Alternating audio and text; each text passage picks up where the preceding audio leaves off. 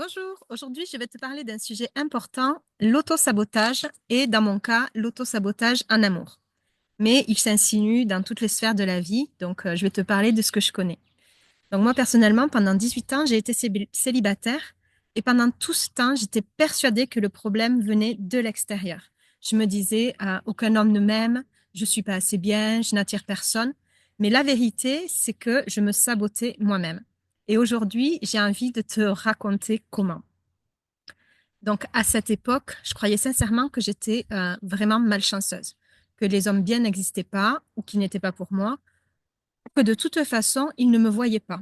Mais en réalité, c'est moi qui ne voyais pas.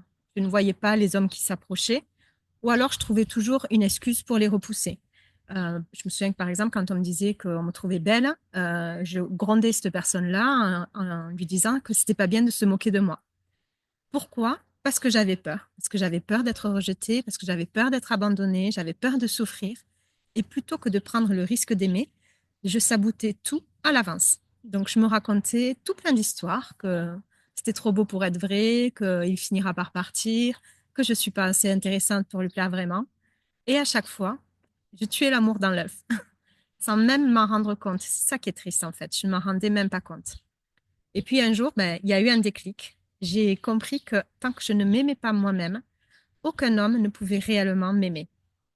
Donc, écoute bien parce que ça, c'est une clé importante.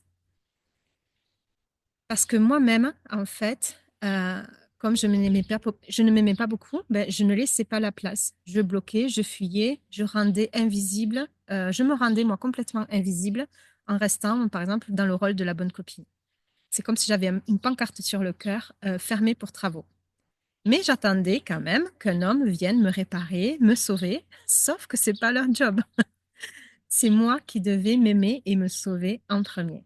Et c'est là en fait que tout a changé. Quand j'ai commencé à me regarder autrement, à écouter ma voix intérieure et à guérir mes blessures. J'ai commencé à me choisir et c'est à ce moment-là que l'amour a pu enfin m'atteindre. Alors maintenant, je te pose cette question. Et toi, en quoi tu te sabotes? Quand tu revis toujours les mêmes histoires, quel est ton discours intérieur? Quelles sont les phrases que tu te répètes? Je ne mérite pas, je suis trop ceci, pas assez cela, je tombe toujours sur les mauvais, je suis condamnée à être seule. Ces phrases-là, elles ne sont pas juste dans ta tête, elles créent ta réalité. Elles t'enferment, mais tu peux en sortir. Tu peux les déconstruire et surtout, écoute bien, tu peux te reconstruire autrement. Tu n'es pas cassé, tu es juste conditionné.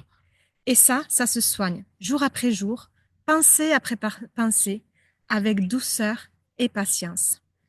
Donc là maintenant, commence par te poser cette question. Et si ce que je croyais sur moi n'était pas vrai?